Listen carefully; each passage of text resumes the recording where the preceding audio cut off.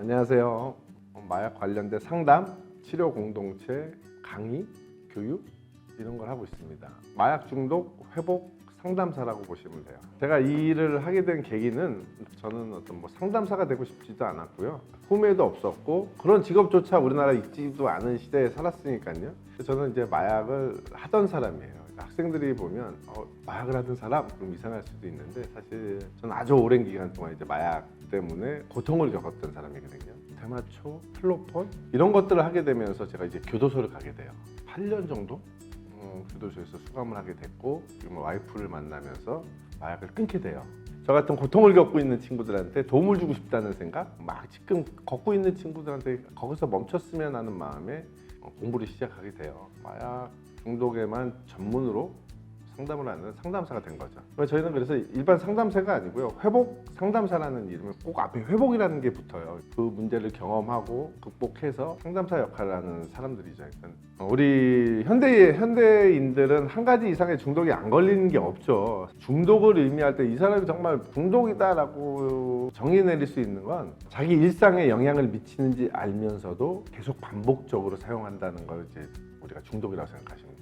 보통 이 게임 중독자들 같은 경우는 내가 이제 부모님이나 누구랑 약속을 하죠. 몇 시까지 게임을 할 거야. 절대 못 지키죠. 계속 번번이 정확하게 지키는 친구들은 게임 중독자가 또 아니에요. 일상의 생활에 내가 영향을 굉장히 미치는지 알면서 계속 반복적으로 행동을 한다는 것은 다 중독이라고 보시면 돼요. 스마트폰이든 게임이든 약물이든 물질이나 행위에 중독이 되면요, 생각하고 보는 게 그거밖에 없어지는 거죠. 그러니까 다른 것들이 내 눈에 안 들어와요. 다 전두엽이 청소년 때는 다 완성되지 않은 상태인데요, 다 망가져요. 예를 들어서 약물 좀 오랫동안 했던 친구들을 IQ 검사를 하면 7, 80 정도밖에 안 나와요. 사고도 안 되고 대화도 잘 안 되고 사람의 감정도 못 읽고 자기 혼자가 되는 거죠. 관계가 형성될 수 없고 삶의 레파토리가 좁아지니까 계속 혼자가 되는 거죠. 10대들을 약물을 사용하는 친구들을 위한 프로그램을 만든 걸로 알고 있어요. 보건복지부에서 마약류 중독자 치료보호 제도라는 걸 만들었어요. 그들이 병원을 다니면서 1년 동안 병원비를 보건복지부에서 직접 다 내줘요.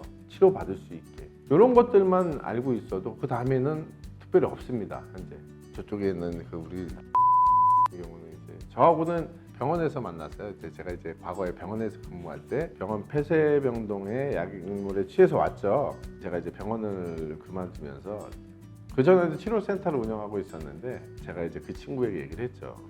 우리 치료센터에 오자. 이렇게 해서 저랑 이제 치료센터에서 살면서 생애 최초로 지금 단약을 곧 100일을 앞두고 있어요. 근데 그 친구랑 저랑 요즘에 유튜브도 같이 찍고 있거든요. 마스 형이라고 이제 유튜브를 찍고 있는데 그 친구가 이제 필로폰 중독 단약 1일차서부터 극복해 나가는 과정을 찍고 있어요. 제일 기억에 남는 것 같아요, 지금은. 일을 하는데 힘든 점은 없는 것 같아요. 왜냐하면 저 같은 경우는 제가 겪었던 일을 거의 다 얘기를 하는 거고, 제가 겪었던 일들을 제가 조금 더 공부해서 지식적으로 쌓는 정도이기 때문에 상담사를 하면서 힘든 것들은 그런 거죠.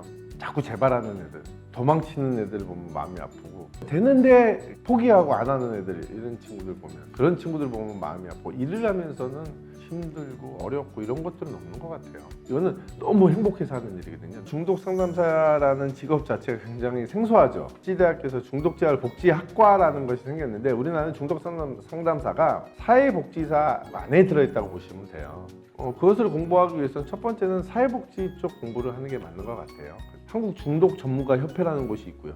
사회복지사가 되면 정신건강 사회복지사라는 것도 또 있고요. 그럼 아직도 우리나라에 이쪽이 없어요. 지금도 많은데 수요는 더 많아지겠죠. 쪽 관련돼서 꿈이 있다면 우선 사회복지 쪽 공부를 시작하셔서 상담 쪽까지 같이 하시면 너무 좋다. 중독의 문제를 겪고 있는 친구라면 우선 도움을 요청했으면 좋겠어요. 병원도 좋고요.